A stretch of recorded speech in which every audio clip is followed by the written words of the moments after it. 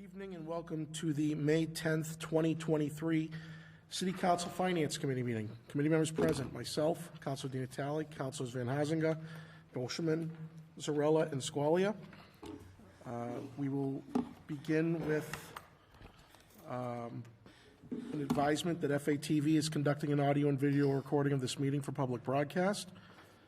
Anyone in the audience who is recording this meeting, please identify themselves for the record now by standing and stating their name and city of residence. Seeing none, at this time, I ask that all electronic devices be placed into silent mode.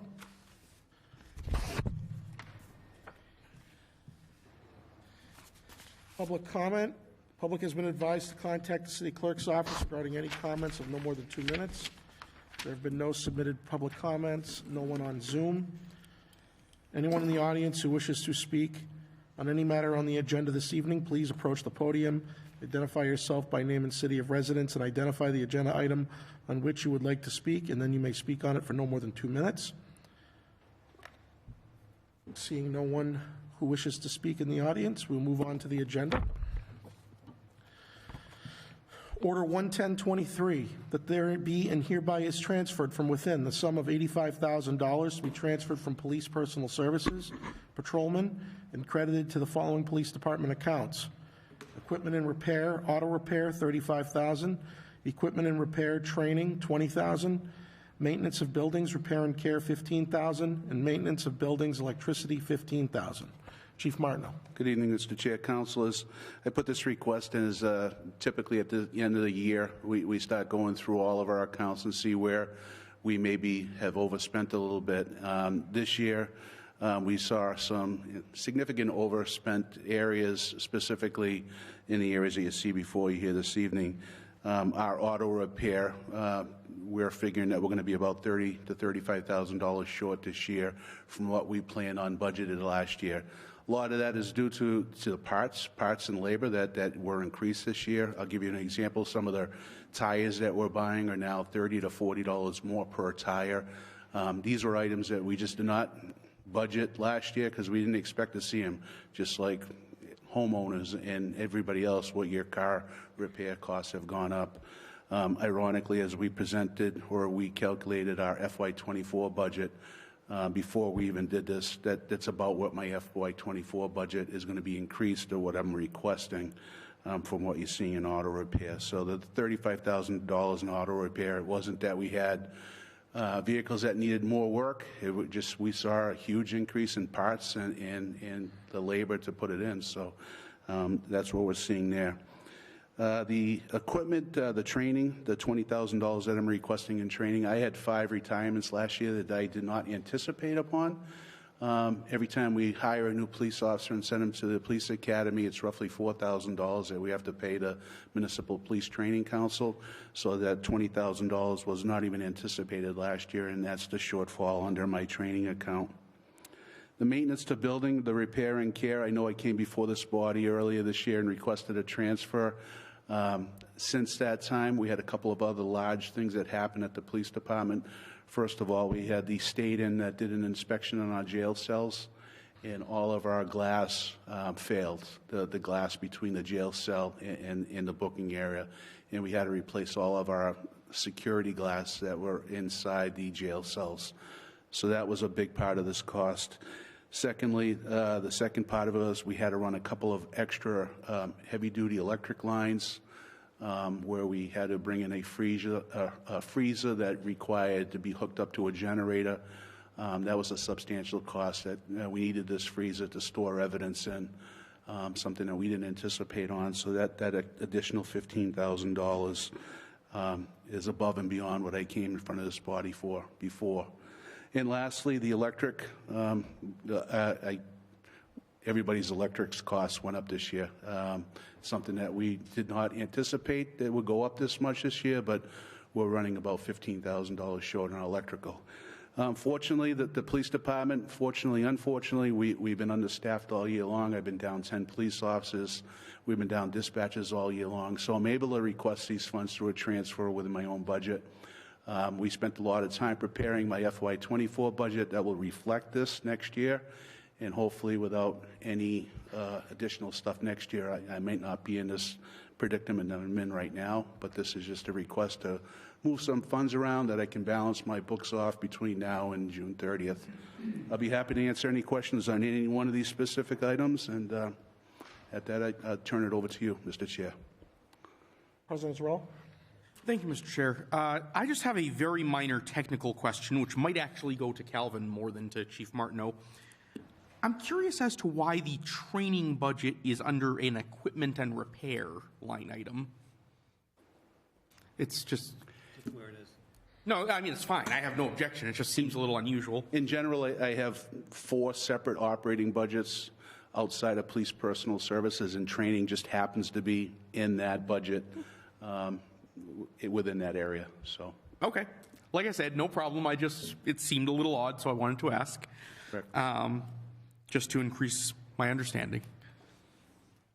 Council Boschman? You're telling me that you spent $35,000 just on tires?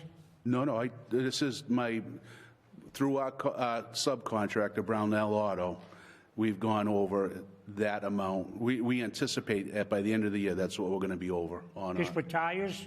No, auto parts, Auto parts, but tires. I thought when we bought a new car, you took out the extended warranty. I do. I have, keep in mind, I have 56 vehicles in my fleet, and you can just imagine what it takes to maintain 56 vehicles. This is, like I said, we've always been within our budget. This year, there was really no significant accidents that came up. There was maybe 1 or 2 accidents that we had to pay for, but the general increase in my automotive line item is due to parts, services, and just those 2 items. Now, on the $20,000 for training, Sure. I don't mind giving you $20,000, but are you going to tell me that these rookies that are coming on board are going to be there for a year or 2 years that we pay for their training? Or they have to pay us back? So I have a training fee agreement that all of my new employees sign. They sign that they're going to stay with the police department for a certain amount of time, and if not, they may be required to reimburse the city of Fitchburg. This year, I lost 1 police officer that went to a smaller community, and he did reimburse the city the full $4,000 training fee. So we were successful in recouping some of it this year, but there's no getting around that fee. That is set by the state through the Municipal Police Training Council. That's just part of doing business in my world. Now, I talked to you today, or yesterday, I think. Yesterday. I maintain on the electricity, if we have to house them and keep them warm and put lights on so they can see and read a book, that we should be charging them room and board, even though they get punished, you know what I mean, like an extra fine or whatever they pay to help alleviate the cost. I'm not sure how to respond to that. I'm sorry. You don't know? I know how. We should say yeah. Well, anyway, that'll be it for me, I guess. I see Marcus rolling his eyes back, but, you know. I did not roll my eyes back. Well, you close your eyes. That was on camera, so that's provable. I did not roll my eyes. Thank you. I don't have an answer for you. I'm sorry. And what's that thing you said you had to buy for evidence? I had to buy some of the extra costs that came up to repair the building. I had to put in a freezer, a dedicated freezer for evidence at the police station, and that freezer had been hardwired back to the generator in case we ever lost power. I couldn't lose that freezer because I have evidence inside this freezer. And how often do you use that freezer? The evidence that's in there now could be in there for up to a year till trial, but I'm mandated to preserve the evidence in its state. And this is the first time we run into a situation where we had to keep evidence frozen.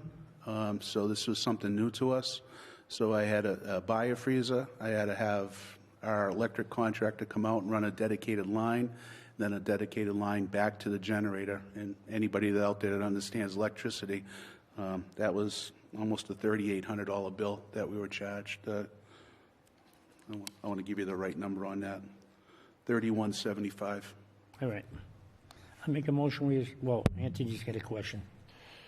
President Zarella?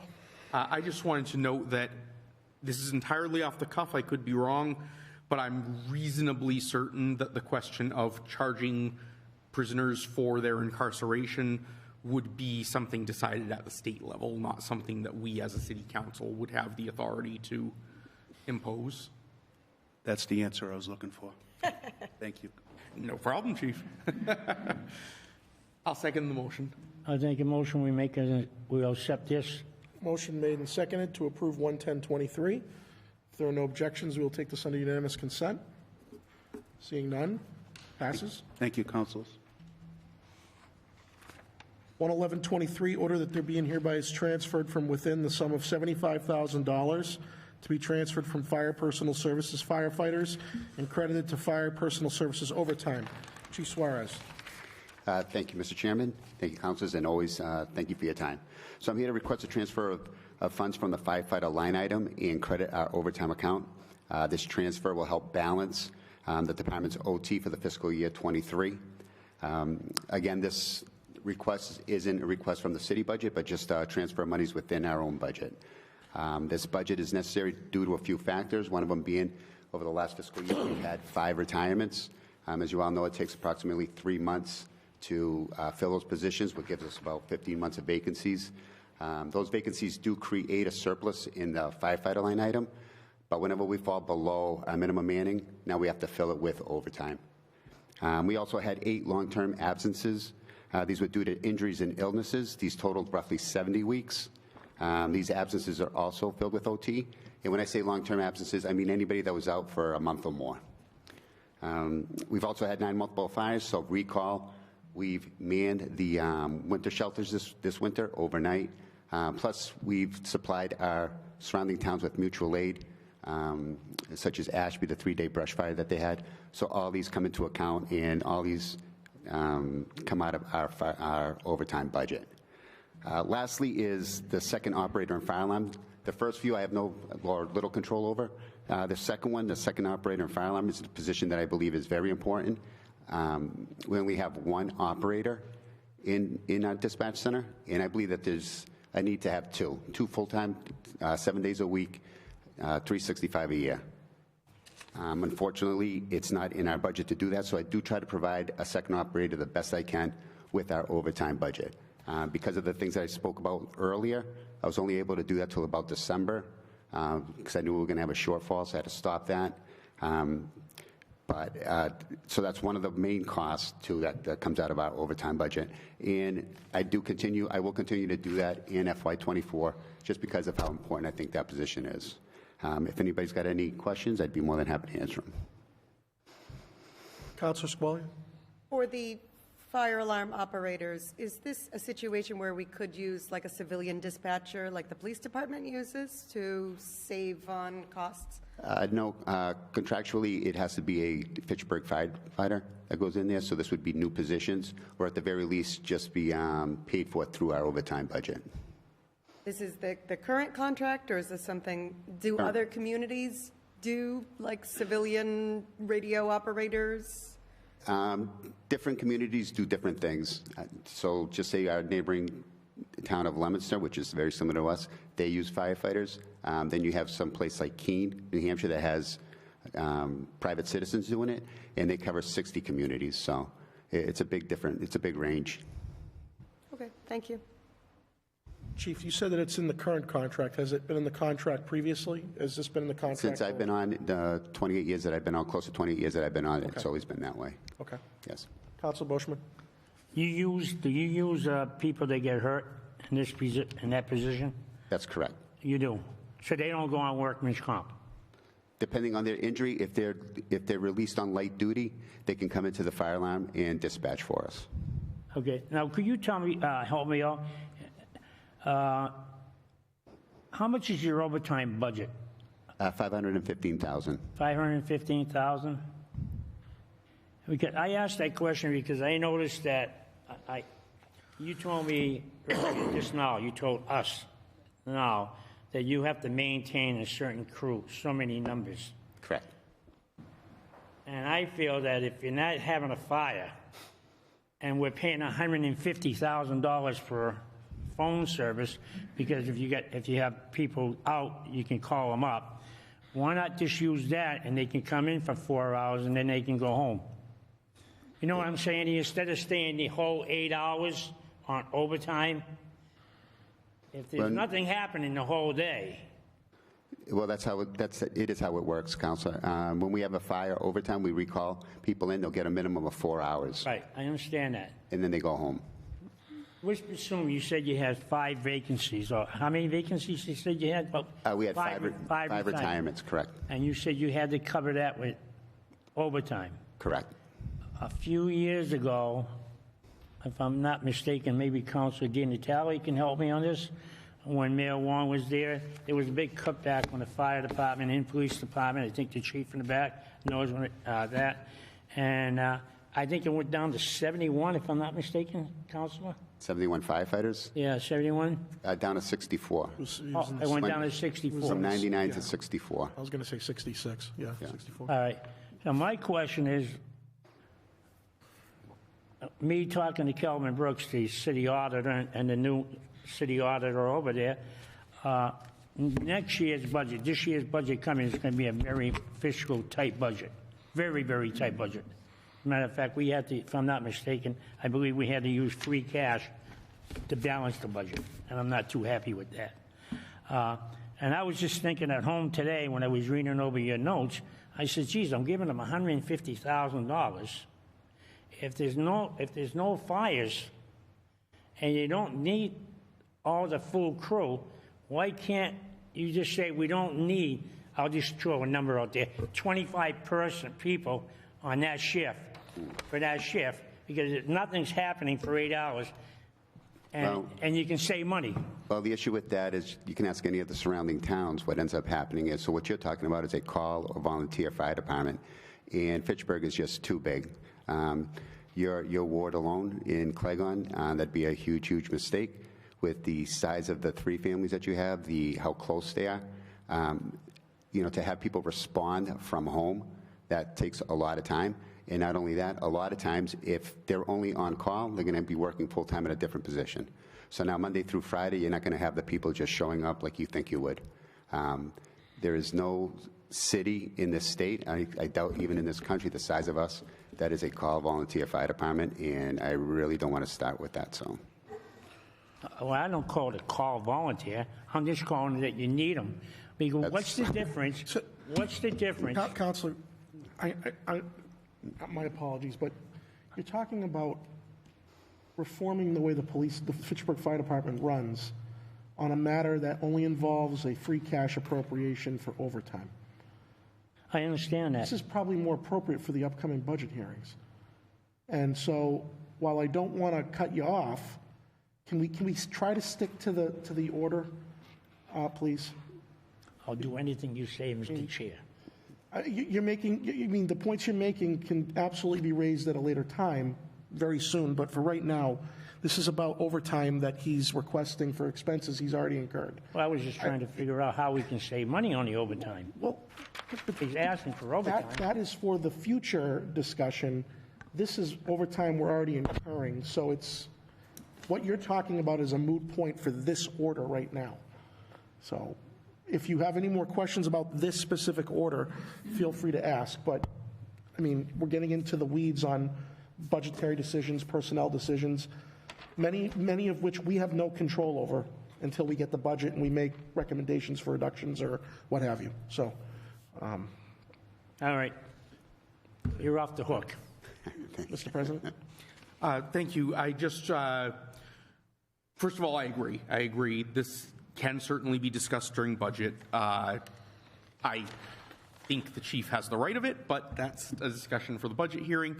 But also, I just wanted to clarify, I know the chair knows this already, but we're not actually even taking this from free cash. We're only transferring it within the fire department budget. Even more of a point, yep. It's an interbudgetary transfer, yep.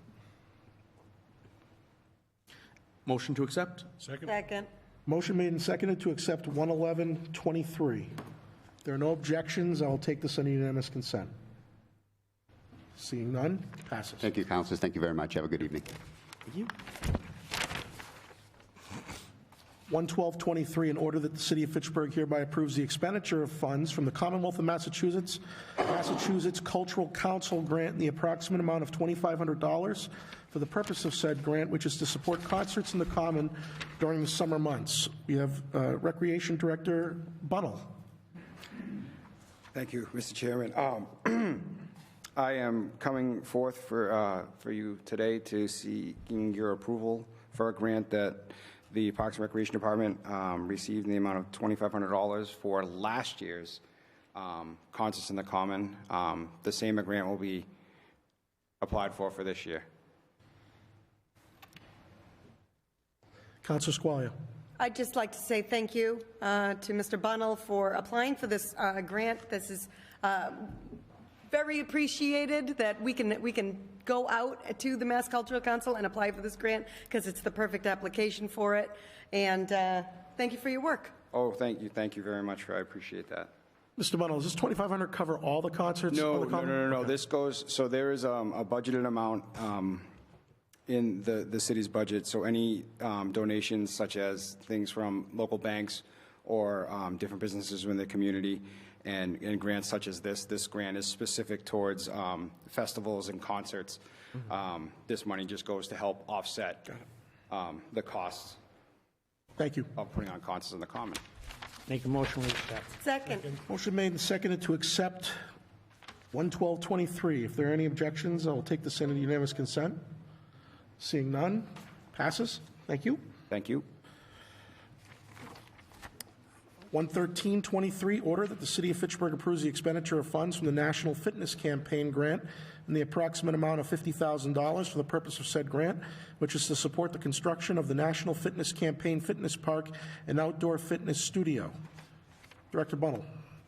Thank you again for listening to me squawk up here for another grant acceptance. This is the National Fitness Campaign grant. The city has received $50,000 from Community Block Grant funding. The total cost of the project is a little over $200,000. The maximum amount that we could receive from the National Fitness Campaign is $50,000, which we did receive. We are going to be, with your approval, one of only 2 fitness parks in central Massachusetts, and one of, I want to say it's 3 in New England, to be the full fitness park, which includes the actual stations, fitness activities on one side, and on the back side of it is like an outdoor yoga studio slash stretching area. It's basically the whole blueprint is the size of a tennis court. So we'll be one of the first in New England to have that as well. We'll have the full fitness studio, which is really cool. The National Fitness Campaign, their grant committee loved the city of Fitchburg. They thought it was a great place for it. They love where the location's going to be. I have received feedback from different city councilors and from the Parks Commission itself regarding that people with an interest in wanting something like this in the community to be fit. And it's a great opportunity for the city of Fitchburg to have something like this. Mr. Chair. Yes. Since this goes along with 11523, it's the 100,000 that goes to that same thing. Can we bring these up together? We certainly can. 11523 is an order that there being hereby is transferred from within the sum of $200,000 to be transferred from for reserve for other municipal purposes, capital expenses, and credited to Parks capital expense, park and playground improvements for the purpose of making improvements to the playgrounds. So we'll bundle these together if the committee is not objecting to that. So the second part of that is as I said, the total cost of the project is a little over $200,000. And the National Fitness Campaign grant of $50,000, there's only so many of those left. So we were lucky enough to get one of those. So this is why this project has kind of been a little expedited, and a request of $100,000 in free cash to basically finish the cost of that project and hopefully get this put in by the end of late summer this year. The second part of that request is $100,000 for improvements to Mama Fitz or the Green Street Park and Park Hill. Both parks, Mama Fitz is going under a renovation in the fall. Basically, the money that has been set aside and put in place is just for the playground structure itself. Not a lot of walkway areas or seating areas were able to be included in that. So Commissioner Erickson and I, we met with the community development and went over a couple ideas of how, if we were to able to get additional funding, how we could maximize the improvements of that park. It's great to just put a new playground piece in, but if you're able to finish it off with the proper landscaping, proper seating, and making it as functional as it can be, it's a win-win for the community and for the people that are going to be using it. And the second part of Park Hill has, it's a great park. It just has a lot of things that are starting to fail. And there has been some money that has been put aside previously to do improvements there, but we are seeing increasing things that are popping up, whether it's the stream wall collapsing more than what we anticipated, overgrowth in a lot of the trees. The perimeter fence is basically it's there, but you're probably going to get tetanus just looking at it and walking by. It's a mishmash, and I say that lightheartedly. I love the park. It's a great park, and just things that can be addressed to make it an even better park with that $50,000. Okay, so I see Council Squall's hand up, but I just wanted to make a comment that the first order is a grant, just so we're clear, and then the second order is an interdepartmental transfer. It's a budgetary transfer, so there's no free cash. Oh, I'm sorry. I apologize. Yeah. No, that's okay. No, I'm just, because I didn't think of that the last order, so I just wanted to point that out, that there's no free cash involved here with these two. Councilor Squalia. Thank you. So, Mr. Bunnell, we have $50,000 from just focusing on the Coolidge Park National Fitness Campaign. Yes. We have $50,000 grant. Correct. And then we have the $100,000 interdepartmental transfer. Correct. And then we also have CDBG funding. Correct, for $50,000, which puts us at $200,000. Total $200,000. And that is for the yoga. That is for the blueprint of the tennis court, basically. Very close. The overall cost is $227,000. We have other funds that I'm working on to finish the rest of it off, but this now takes care of the majority of it for the park to start. What do you mean the blueprint of the tennis court? So it's like the size of a tennis court. Like that's the blueprint area, like just to give you a visual. Sorry, I'm talking to the microphone. So that's basically the size of what it will be. Yeah.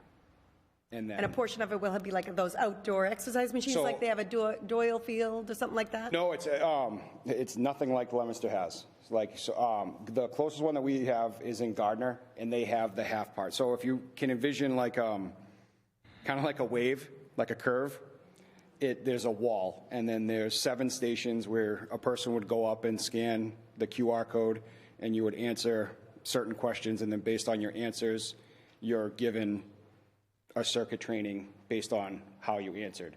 On the back side of that wall is a flat surface where you can conduct outdoor yoga, stretching, Pilates, just have a flat area space to do regular exercises. Cool. And the location of this is going to be near the old beach volleyball court? Yes.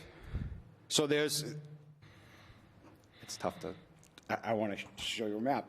So if you picture where the beach volleyball court is, if you're looking at the beach volleyball court's in front of you and the deck hockey rinks are behind you, to the right of the beach volleyball court, there's an area where it's like kind of in between deck hockey, soccer,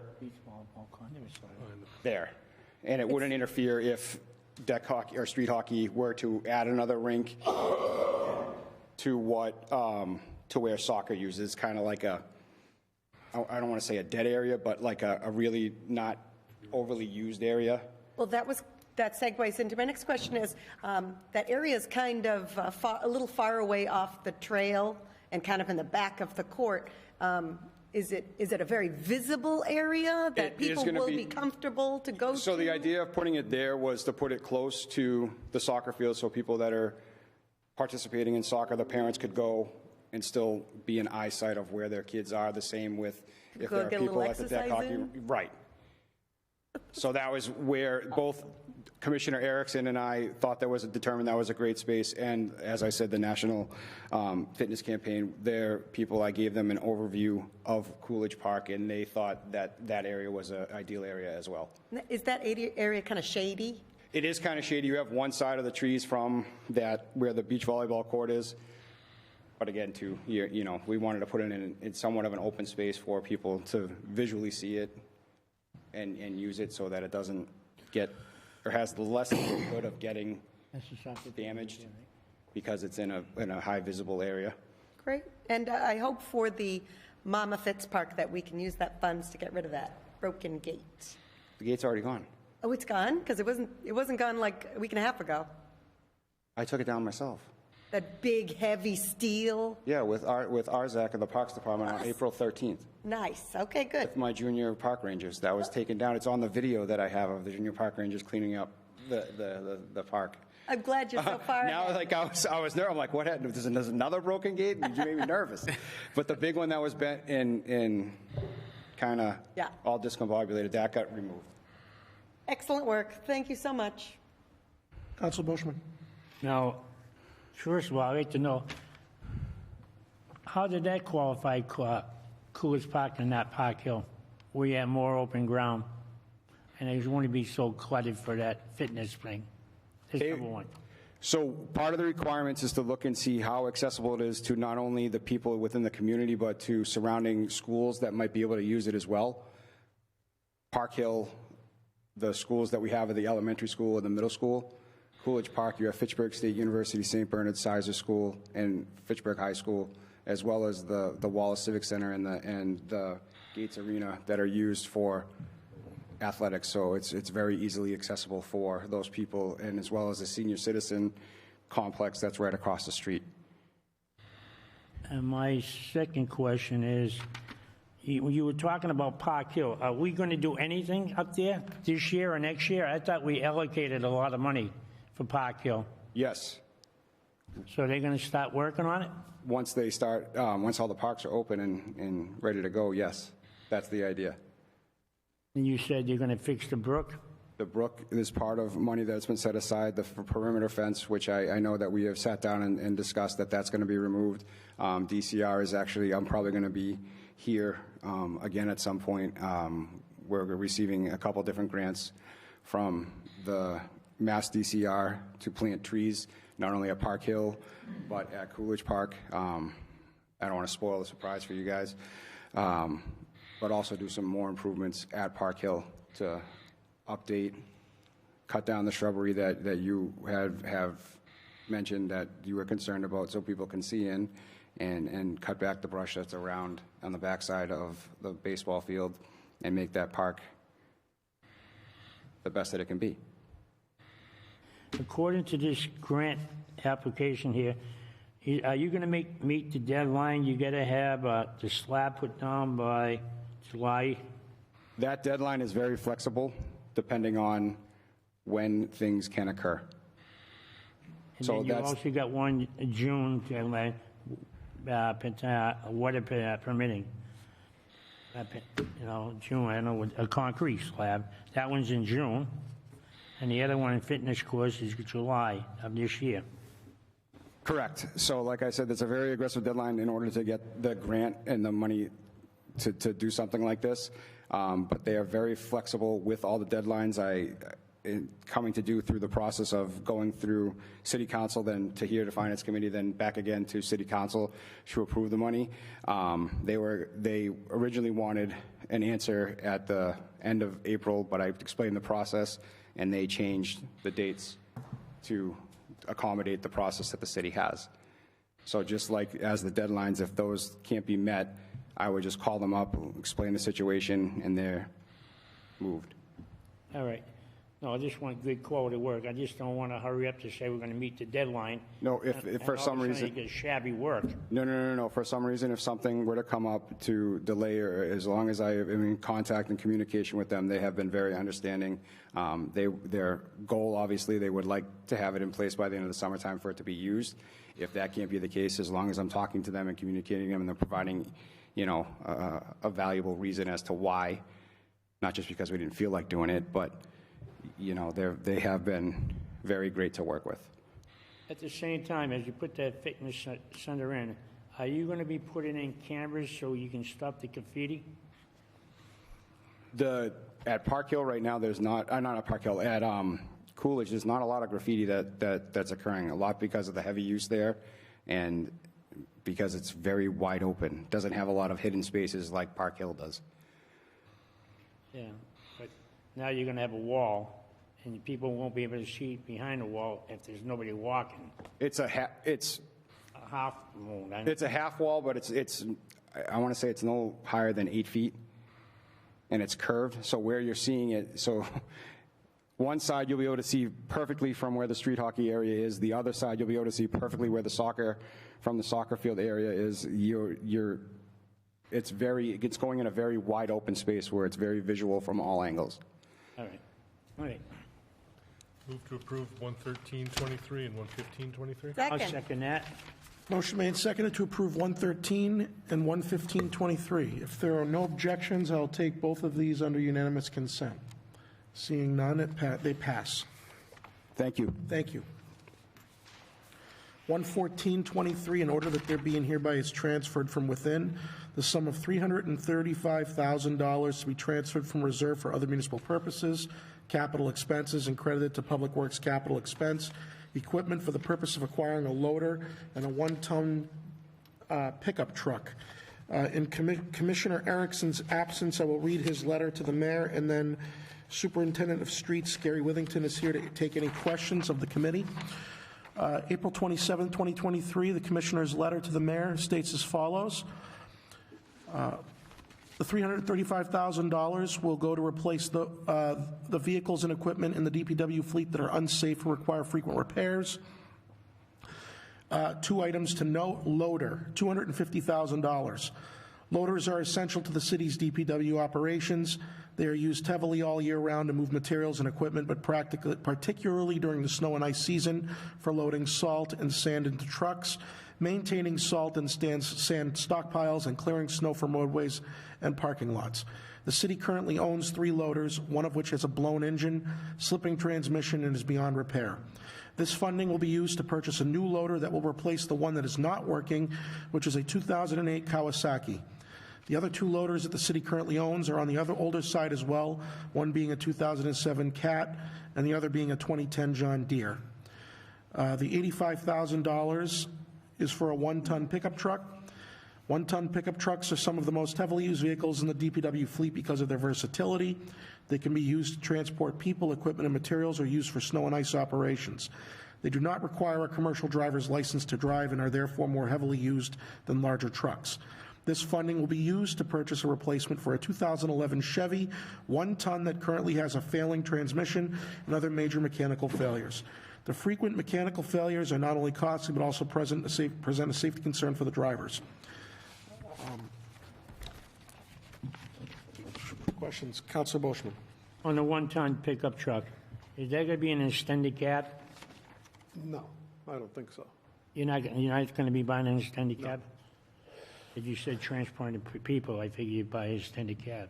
No, it's only a couple of people in it, that's about it, because then you're going to have a bigger truck and the loader or a backhoe that's going to go out to the job. All right. And are you going to have a plow on that 1-ton? Yes. All right. I'm all in favor of that. I've seen the work that they do, and the front end loader, or whatever, your backhoe, whatever it is, the loader is pretty bad. All right. Councilor Zarella. Thank you, Mr. Chair. I just have a quick question because you were listing off the loaders you currently have. Is there, and maybe there absolutely isn't, so I don't ever want to be second guessing you guys, but is there any advantage to be had by buying within the same brand so that parts are We interchangeable? try to, yes. Okay.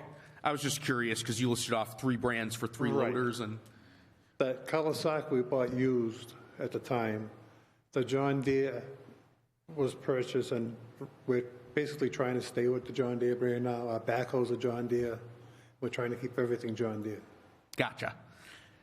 Just figured I'd ask while it was on my mind. Thank you. No more cats? It's really amazing when I saw what we have for loaders still. During the last snowstorm, the big one, Yeah, those other 2 loaders broke down. We had to have a contractor come in with his loader to load the trucks. right, but, I mean, where I was going with my comment is, I think in the last 6 or 7 years that I'm aware of, we have funneled millions of dollars into the Public Works Department for either new equipment, replacing equipment, the salt shed is another one, skid steer, but I think last year we had an order where we replaced scores of trucks and vehicles, and to even read that we still have 15, 18-year-old equipment. Oh, yeah. It just opens your eyes to the breadth of the fleet we have. And even after spending several millions into that fleet, we still have a ways to go with some of these vehicles that we own. So I know we've made a dent, but there's still vehicles that we clearly need to replace sooner rather than later, even with all that money that we've invested. So it just was eye-opening to me that all the ground we've covered, and there's still more ground beyond that. So, Move to approve 114-23. Second? motion made and seconded to approve 114-23. If there are no objections, I'll take this on unanimous consent. Seeing none, it passes. 116-23, that there being hereby is transferred the sum of $275,000 to be charged against reserve for snow and ice removal and credited to the following Department of Public Works snow and ice accounts. Overtime, $26,973. Equipment rental, $84,249. And salt, $163,778. And if the council doesn't object, I'll take the next one, since it's also snow and ice. 117-23, appropriating the sum of $54,791 against available funds and credited to the following Department of Public Works snow and ice accounts. $54,791 for salt.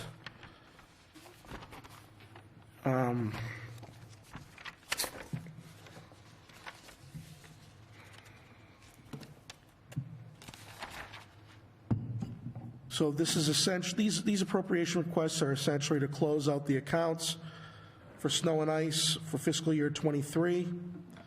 So there's no deficit carried over in FY '24. The commissioner notes that the total amount of spending on snow and ice for this fiscal year was $1,321,691. And I would note that that is certainly above the annual average. I believe the last 2 or 3 winters, we were under $1 million. So the fact that we had to go into free cash at all points to, I mean, we had several pesky storms this year, Well, the like events ice storms Yes.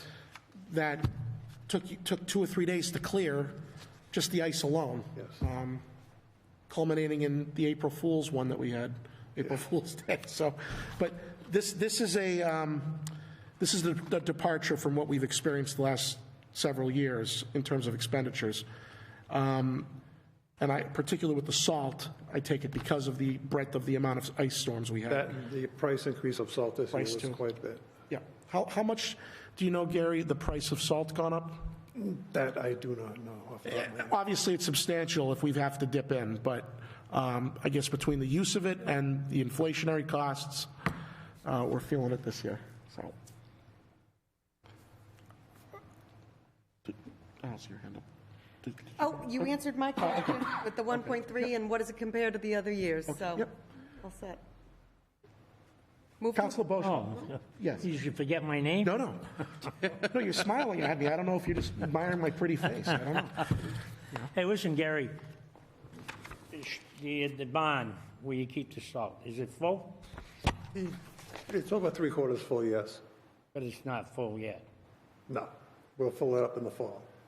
I mean, when you fill it up, you go way up, right, almost to the roof? We put in as much as we can, yes. It's high, up to the rafters. Up to the rafters? Because I noticed last year, a lot of times you use sand. And you At that mix it. time, the time we had to use sand, we had a lot of events close together. We were running out of salt, so we had to conserve what we had and use more sand. All right. All right, I got no problem with that. We're using free cash, right? We're using about $55,000 in free cash this year. The prior 3 or 4 fiscal years, we haven't had to use any.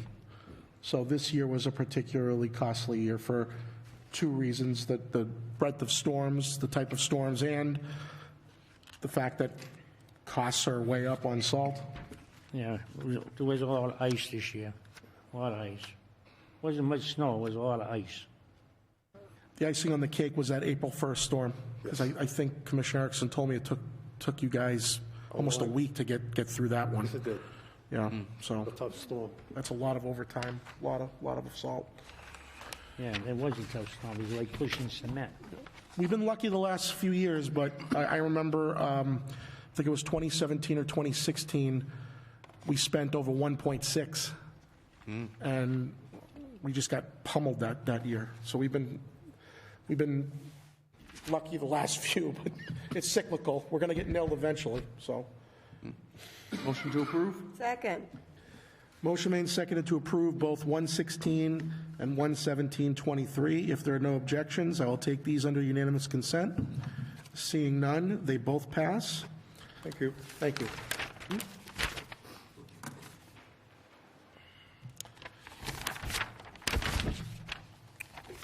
Last page, 11823.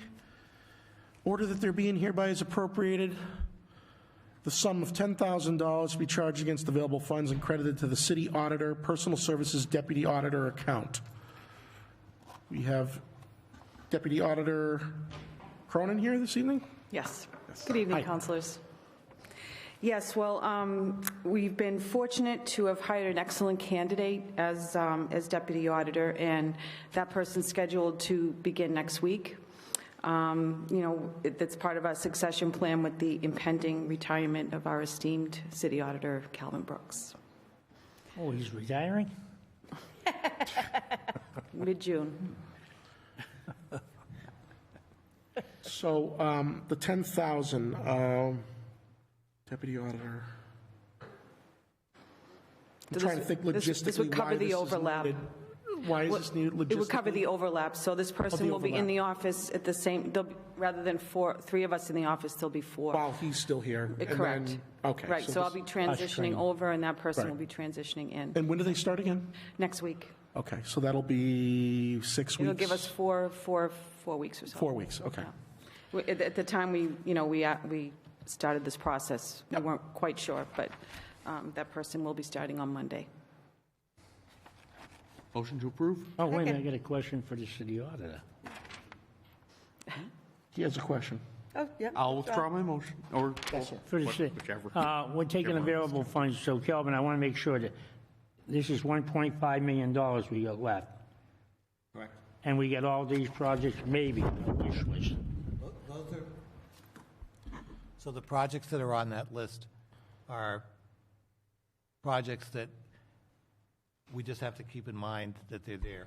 A couple of them are things that just go year to year, like the stabilization and OPEB. There are others that are just reminders that we need to keep in mind that certain things have to get done at some point. Yeah, the Oakdale Bridge. We don't want to wait 25 years. Right. And don't forget, we got to save some money, you know what. I don't want to say, but you know what we have to save some money for. All right. I'll make a well, go ahead. Renew Somebody make a motion. Yeah, second. Motion made and seconded to approve 11823. If there are any objections, if there are no objections, we'll take this under unanimous consent. Seeing none, it passes. Thank you, councilors.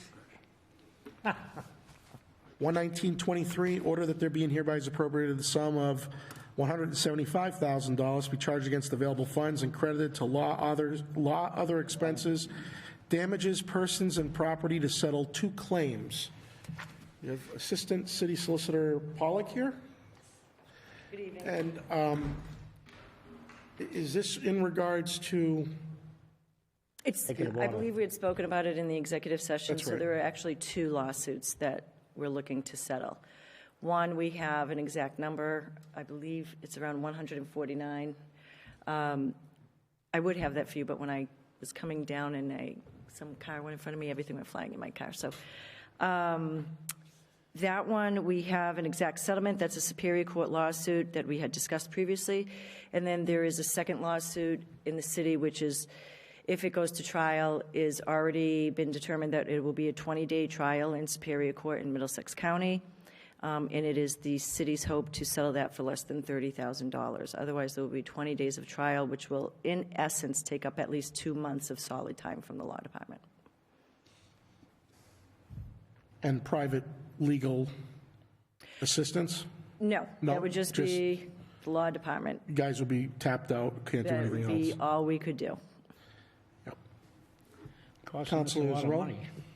Thank you. Yeah, I'll just say I don't know what the second one is yet, although I may ask later, but that, given the projection on that, that sounds like a bargain no matter what the suit is. Even if we were guaranteed to win, we'd spend more defending it than we would settling it, which is frustrating, but that's the reality of some lawsuits. So I will definitely support this. Councilor Bushman. Let me explain to you. I feel entirely different sometimes. You know, when you say something like that, Counselor, I really think we're just giving up. I think sometimes I like to see a little fight, and I get really upset because every time I turn around, almost every year, there's a lawsuit, and we're sitting down, and okay, we'll settle. Really? To me, it's an admission of guilt. Say what you want to call it. It's a admission of guilt. That's where I look at it. That's how I see it. So, I can tell you this, that, I mean, up to now, I believe this lawsuit has been going on since 2019. I believe there's been in the vicinity of 20 depositions that have been done. There are depositions scheduled, well, they were scheduled to be done in Tennessee, in which one of the legal department would have had to been flown down and stay in Tennessee to do these depositions. Because the parent company of the company that we're dealing with in Massachusetts, their parent company is in Tennessee. The Middlesex court ordered that the depositions, well, when you have to address out-of-state depositions, you have to address it in their court. They fought it in Tennessee. We won the fact that they would have to submit to these depositions.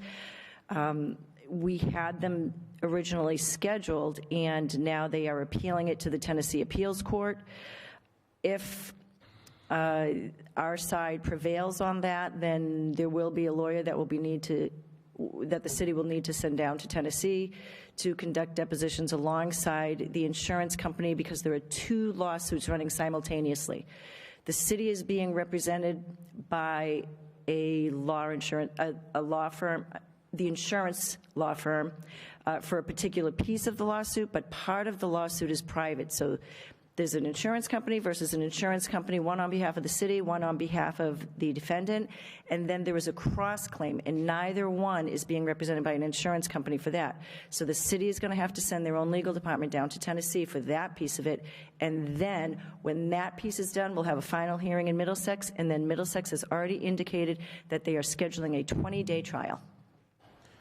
Selecting the jury alone will probably take more than 1 day, because you are going to have to get people to commit to 20 days of attending and additionally days of deliberating. So I think that anything under, quite honestly, under $50,000 is a bargain. So, under the previous administration, for those 8 years, I don't believe I ever saw a lawsuit settlement of a considerable nature. The lawsuits that we have settled, in my recollection, since this current administration, every single one of them, other than maybe one involving the insurance companies, occurred well before his time and well before his predecessor's time. There are some lawsuits we have that occurred because of something that happened decades ago that's just coming up now. We really don't know when these things are going to happen, if they will happen. We are not hit with lawsuits every week or every month. We are a city. We're going to get sued for certain things. Some things are, most of the time, it's things that none of us in this room had any involvement with. But because we're in the chairs now, we have to unfortunately deal with the reality when it comes forward. I will say from a financial perspective that this is one example of why I tell constituents every day that it is not a simple matter of where's the money for road paving or for school. You got to factor considerations like what we're going through right now. $175,000 here. We had one settlement that was almost $900,000 a few years ago. Another one that was another couple $100,000. We have to be prepared for these lawsuits. We don't want to pay them. We don't want to have them, and it's great when we don't, but when they do, it's good to have the money set aside for them, because I can't imagine what would happen if we didn't have all this money. Because in the last 6 years, I want to say the settlements we've incurred were probably north of $1.5 million, but the amount we would have had to pay if we lost in court is exponentially greater, and I don't see it as we're throwing our hands down and admitting defeat.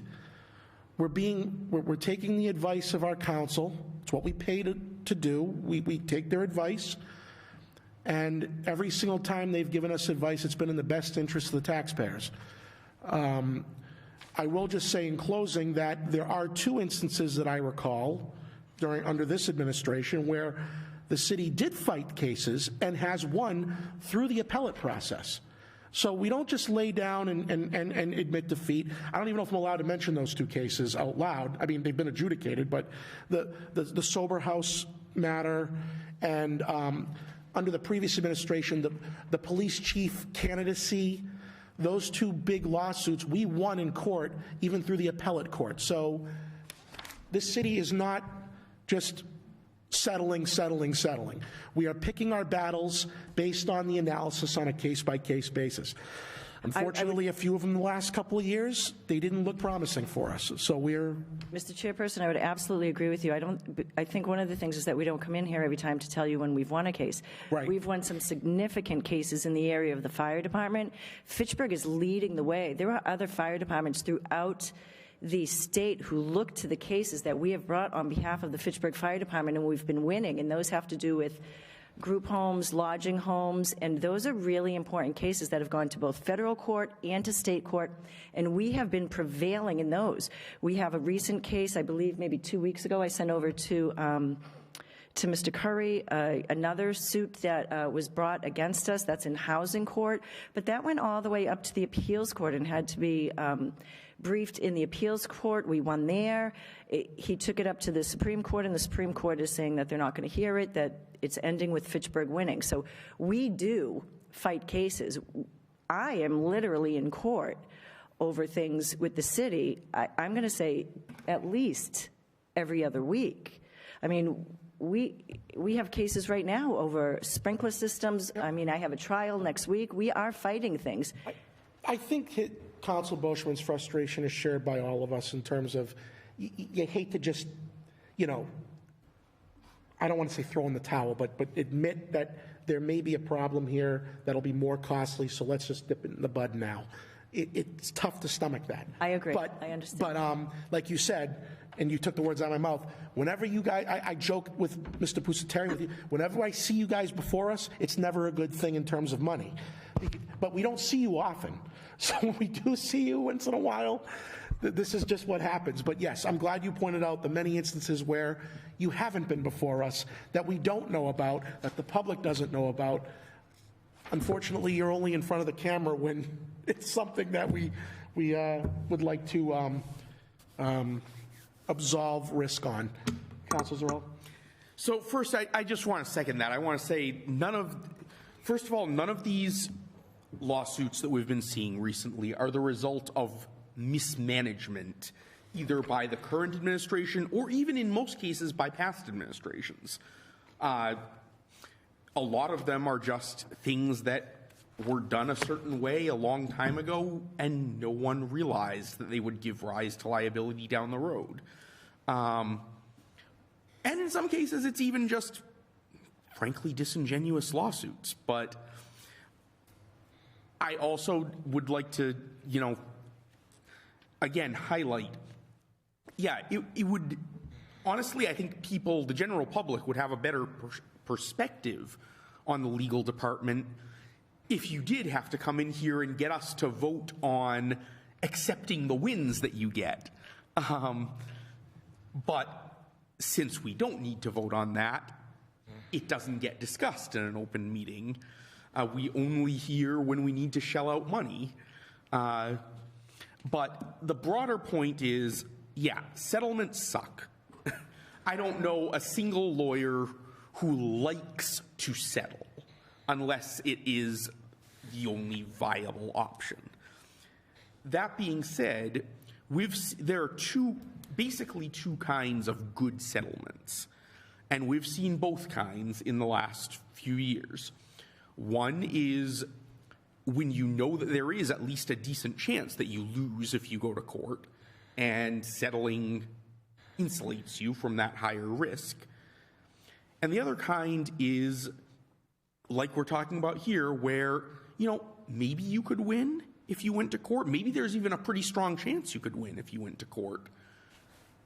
But if it's going to cost the city more money to win than to settle, then what we have to consider is it worth it to win? On things like the sprinkler systems, it was worth it because that set precedent that then kept us out of future disputes. We could just say, look, here's the appellate court case. They already said we win on this, so go away. Now, again, I don't know the details of this second suit, though it's pretty short money, comparatively speaking, so I wouldn't want to quibble over it too much one way or the other.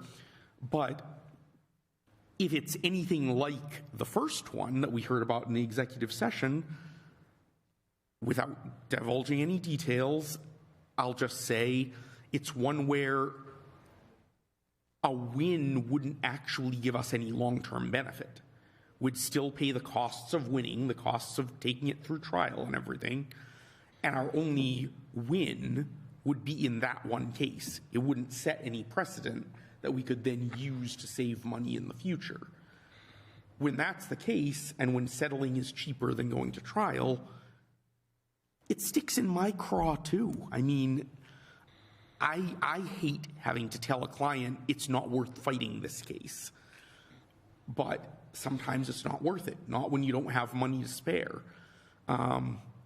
If we were flush with cash, if Calvin were doing a happy dance over here and we had several millions of dollars of just money that we didn't know what to do with, then maybe we fight it just to send a message to people that, hey, we're pugnacious, we're willing to fight this. But that's not a luxury we have right now. So, again, in principle, I agree with Councillor Rochman. I hate settling, especially on behalf of the taxpayers. But it really does make sense here. It really does make a lot more sense than fighting it out. Even though winning would feel better, it would only feel better until we come up against the next budget and realize what it cost us.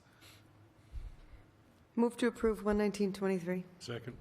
Motion made, seconded to approve 11923. If there are no objections, I will take this under unanimous consent.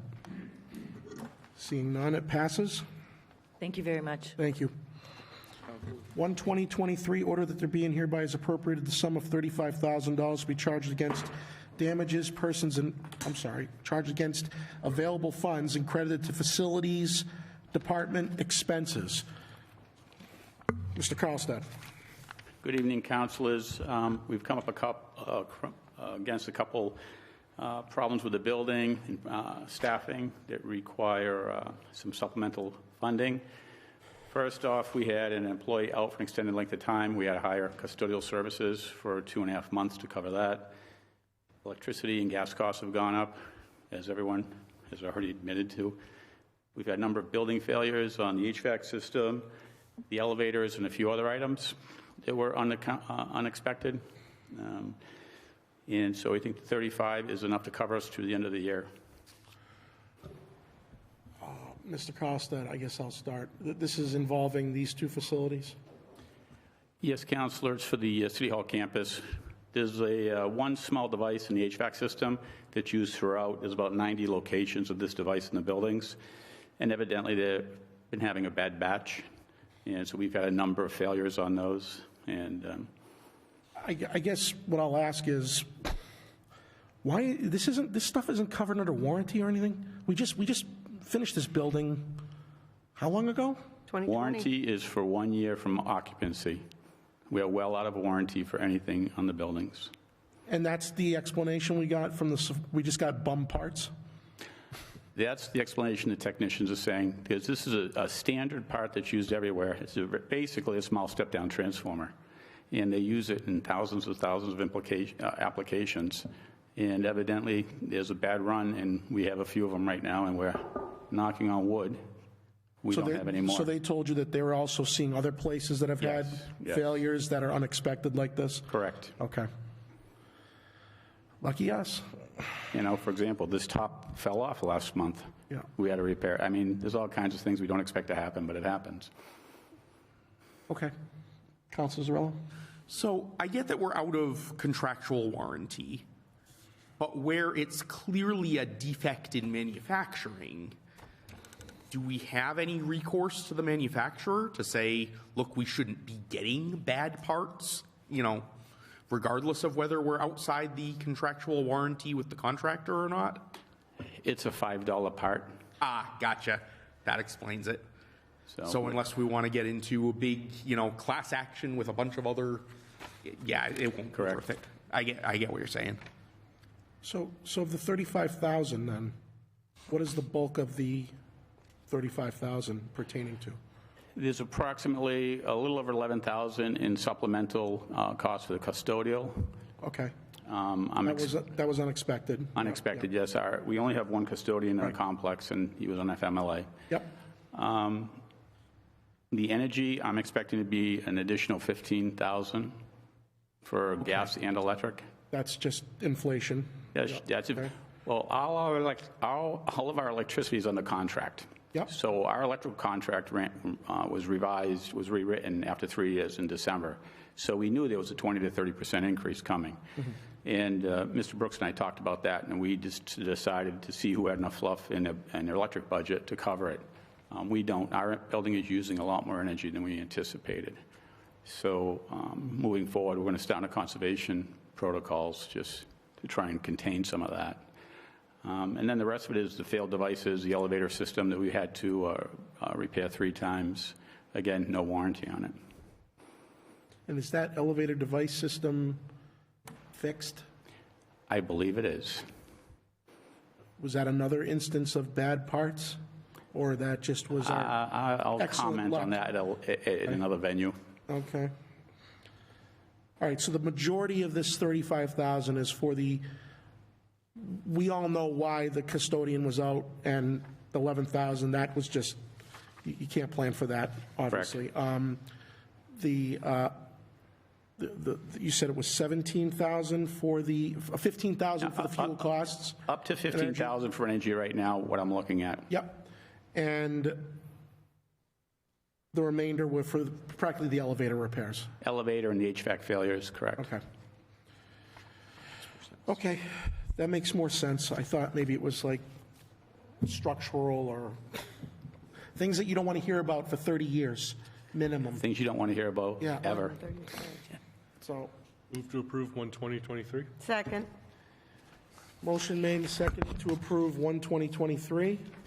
If there are no objections, I'll take this under unanimous consent. Seeing none, it passes.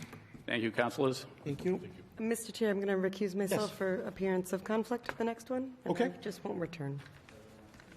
Councilor Squalia is recusing herself. Where's she going? Must be nice to be rich, huh? Have an airplane?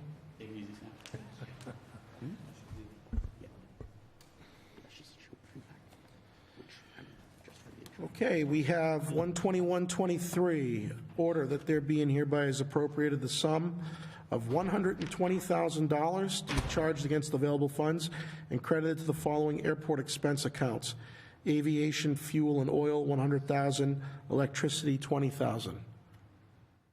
Mr. Kettle. Chair DiNatale, City Councillors, thank you for the opportunity to speak. I've already been reprimanded once, as you can see, so I don't want another reprimanding.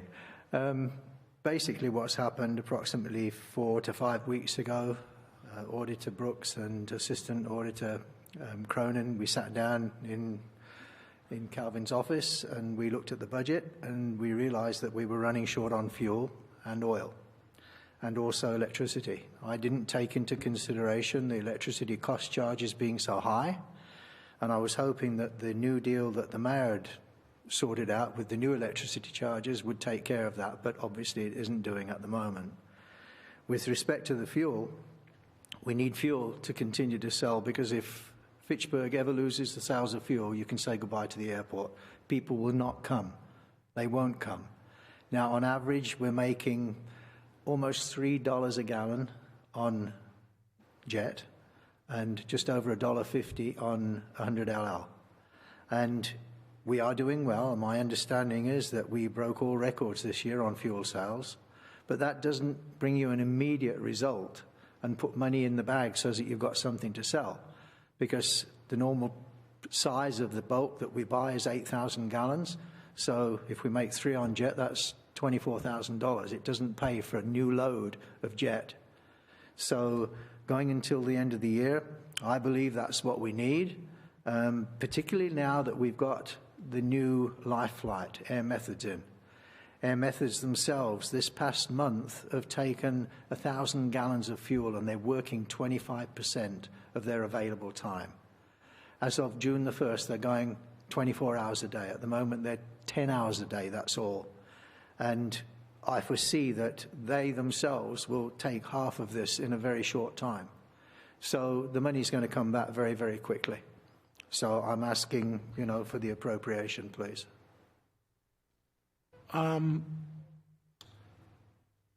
So to sell fuel, we have to buy fuel, correct? Yes, sir. And when we sell the fuel, I hope we're selling it for more than what we paid for it. Well, like to I said, to get a profit. $3 a gallon, you said. yes. Okay. I'm trying to logistically follow the movement here. The city's going to give the airport $120,000 to buy more fuel that they will then have no problem selling, correct? That's what we're told. And when you get those proceeds, it stays with you, right? The airport. We're not getting that 120 back. No. On the city side. Right. Is this going to be the case every year? I sincerely hope not, because as I said when I first started here, this really can be the jewel in the crown, and we're going in the right direction. And I honestly believe that in a very short time frame, it's going to be self-sustaining. It really is. And I think the figures are showing moving in that direction. Auditor Brooks can verify that. Or I understand that the reason for this request is because you're doing very well. That's why it's a little confusing. You're doing so well, you need more money to buy fuel so you can sell it. My issue is, if this were to pass, what about next year? Yes. Can I take a stab at it, and sure. Mr. Kettle can confirm if I'm getting it right or not? Let's say you start off, you buy your first load of fuel for, say, $100,000. You're $100,000 in the hole, right?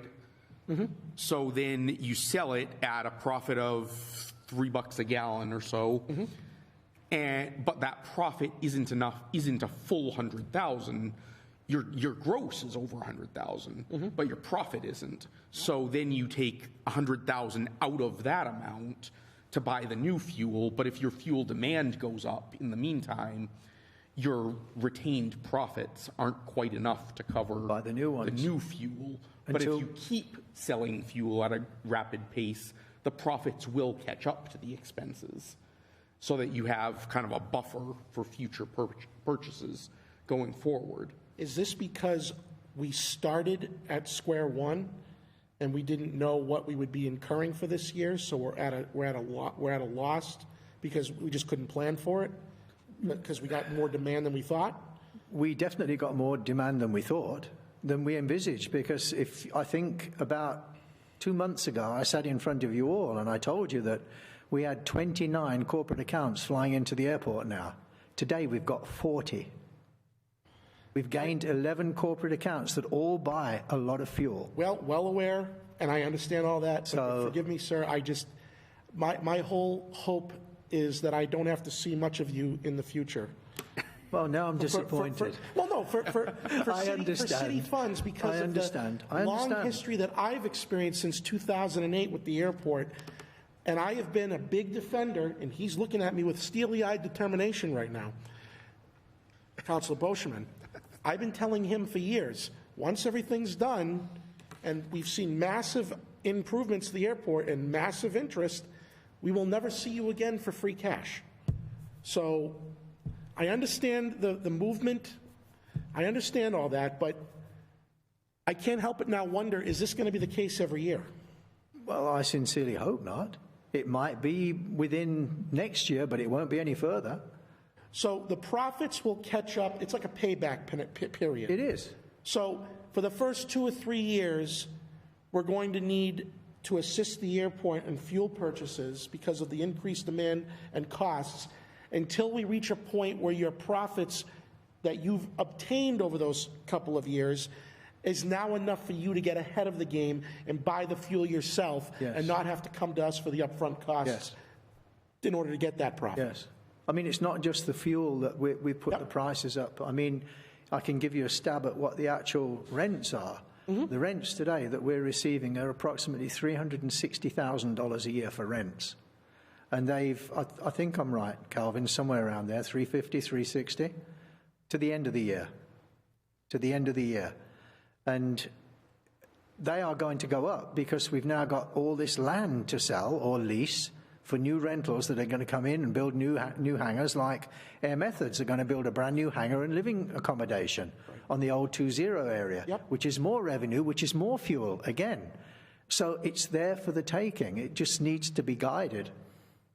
Just needs to be guided. Do we happen to know what the number is in property taxation that we achieve every year from the airport hangars?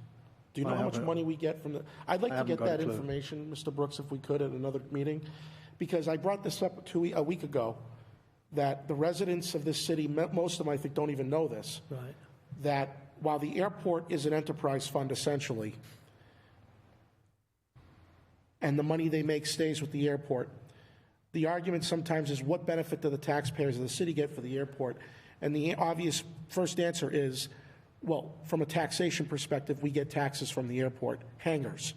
Those are privately owned, and they're taxed by the assessor's office for the property they own on airport land. So they pay rent to the airport, but we get a property tax bill that they pay us. I would like to know what that number is annually. And I suspect that number is going to increase because we're building new hangars, we're expanding, which is great. But I would like to have that number in my back pocket for a discussion like this, where I can then say to the taxpayers and to people like my friend to my left over here, while we're giving the airport $120,000 of general fund tax dollars, what is the airport contributing to the general fund through the property taxation? Is it a wash? Is it 50 grand against that 120? It's clearly not all 120. So we're not just giving the airport 120. We're getting something back from the airport in property taxation so that it's not 120. Maybe it's 60. Maybe it's 70. So I'd like to get that number, if I could, at a later date before budget session, just to have in my back pocket, because it's a relevant piece of information to have. But I understand when you start out of the gate, your profits have to build before you reach a level where you can then self-sustain yourself with the profits that you've made. And it looks like we're on that trajectory to hit that point at some point. The question is, we're not really sure when that point is, but I would suspect then that next year's request, if there is one, is going to be less than 120. Yes. And then the next year it'll be less than that because we're inching up with the profits. Hopefully I did my best to explain that. But anyway, Councilor Zarella again? Just a quick question. I'm very much in favor of approving this. But for future purposes, this is something I've actually been curious about since I first came on the council. And I guess it's partly a question for the auditor. In the event that something unexpected were to happen in the future, God forbid, some catastrophe with the airport, and the airport needed a large infusion of free cash again, would it be possible for us to structure it as a long-term loan so that then once the airport becomes as profitable as we're all expecting it will, they could gradually pay it back to the city, but make it long enough term that it doesn't hurt the airport's profitability and business in the growing years? I'm going to answer you by saying yes and no. I think you can structure something where there's an understanding that the airport is paying the city back. I don't think you can do it in a formal way. I think it would have to be done in an informal way where everybody understands that the general fund is fronting $500,000 to the airport, and the airport over 10 years will somehow pay that back at $50,000 a year or however it is. There would have to be some accounting. You couldn't do it as a formal loan, but there could be some understanding as to how that's being handled. And that would fly with the FAA grant assurances and so forth? I believe it would have to be checked with the FAA, but I don't see any reason that they should not do that. Right. Okay. I'm currently in negotiations with the FAA to try and get some money paid back for that massive one that we had in about 6 months ago. And it's looking pretty good. So I'm keeping my fingers crossed. My understanding is that whatever activities there are at the airport, the revenue for those activities has to go to the airport fund. It can't go to the city. Right. So that's where, as Peter's suggesting, if you do anything, the FAA kind of has to be involved enough to say, yes, what you're doing is okay, that it doesn't look like the city is trying to pull money out of the airport operations. Right, to make any kind of profit off of it. No, I completely agree and I understand. And like I said, I'm not personally passionate about like clawing money back from the airport or anything. I'm happy that it's going well and I'd like to do whatever we can to continue that. But because it is something that both some of my colleagues and some of my constituents have asked about, I just figured I'd raise the possibility so that if things don't quite go according to projection, which I believe they will, but if they don't, then we could explore other avenues so that we're not concerned that we're just laying out money that we're never going to see back or anything like that. But by and large, I'm very pleased with the way things are going. And if this is what's necessary to keep us on that proper trajectory, then I'm in favor. Thank you. Calvin, it would be kind of like what we do with water and wastewater, right? And I think the airport as well. Don't we charge them for fringe benefits? The money goes to them, but then they have to pay the city for the fringe benefits, the assessed fringe benefits? Correct. So there is an indirect cost that the city is able to charge because the city is spending its own money for certain airport operations. So we do that. We were allowed to do that. I think what Councilor Zarella was asking about is, if we fronted them an additional sum of money, could we do that with the idea that we get it back? And that's a little, requires a little care in doing it. Yep. Okay. Councilor Boschman. To answer Councilor Zarella's question, and Pete, you can verify, you weren't the chair at that time. Joe Boscop, what was his name? Joe Posnick? Yeah. Him and Steve Russo came in front of this council, and the council to my right, because you weren't there and you were not here, said that if they can borrow some money, they would pay us back $50,000 a year for the next 20 years. And that was supposed to be for the, what do you call it? I forget the name of it. We call it, the big building you just built. Oh, the new administration building. Yeah. And he said they would. And then, all of a sudden, talking to the city auditor, it seems like the taxpayers ate the bill on that one because we never seen them. Although they do give us $50,000.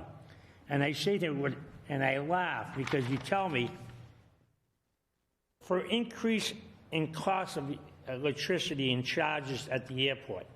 But yet, I sit here with amazement when I hear you say you got increases, but every year that goes by, the city gets more increases on everything, and your price of $50,000 has never changed. It has never changed since I've been on here.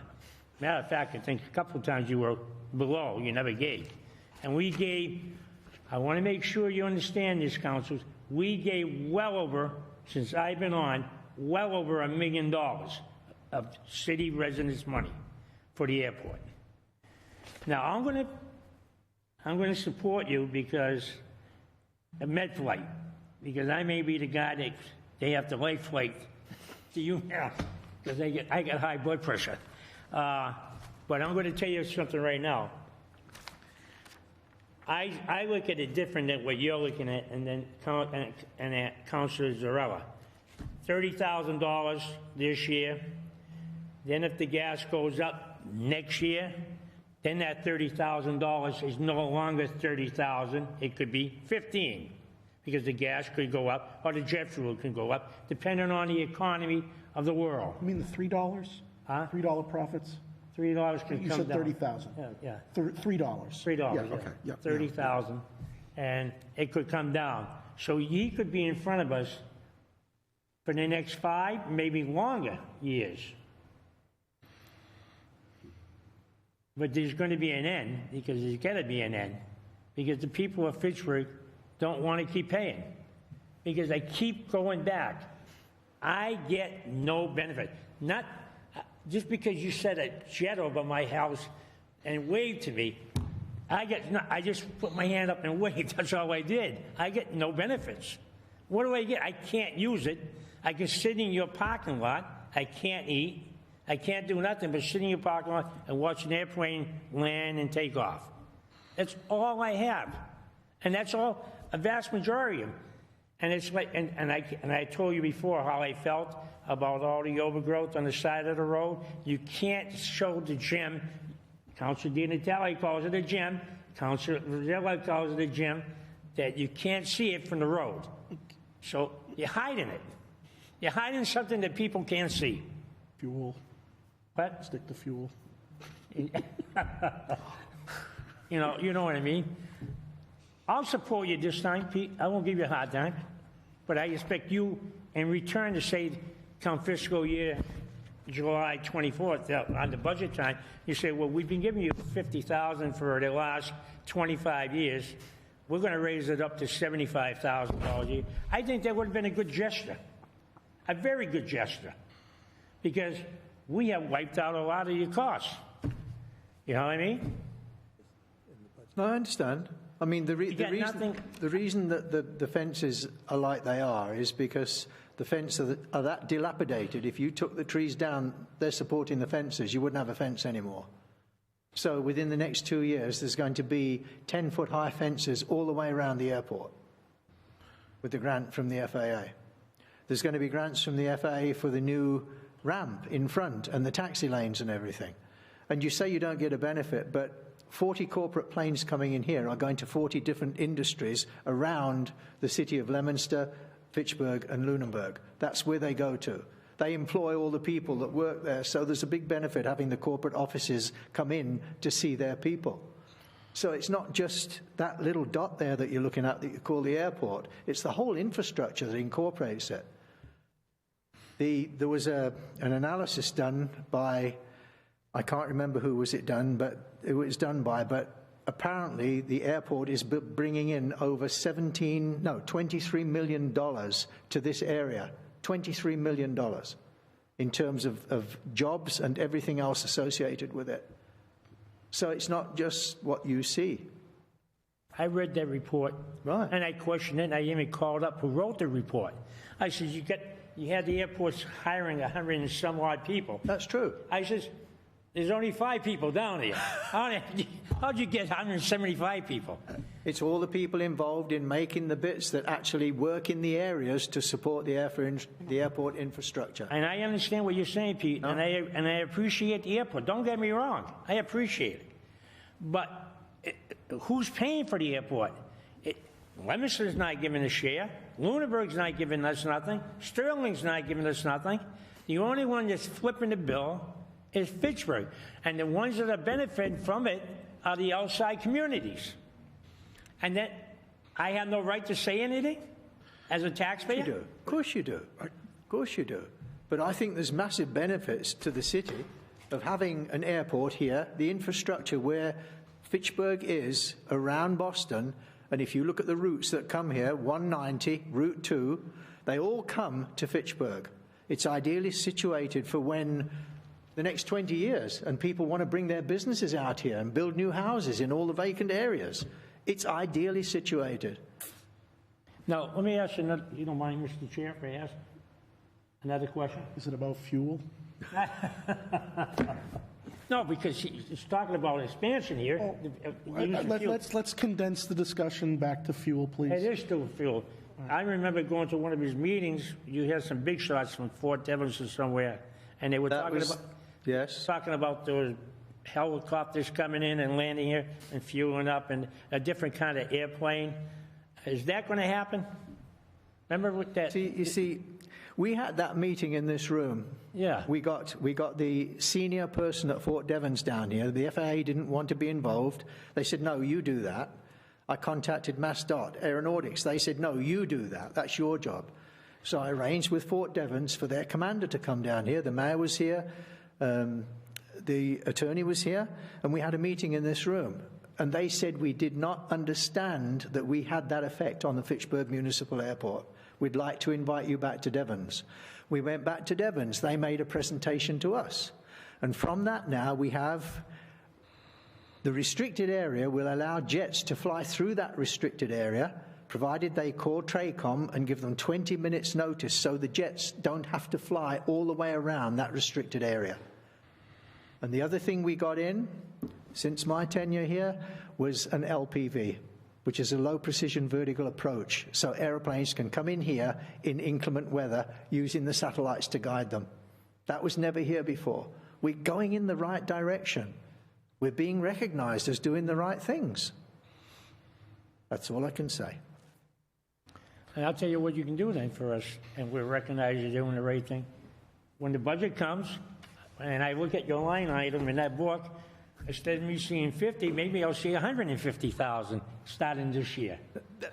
I cannot make that decision. It's the Airport Commission that has to do that. That's not me. Between the commission, Airport Commission, and the mayor's office. Right. I mean, but I'm only trying to give the we mayor. won't know anything about that until we get the package. So, Councilors Rowe.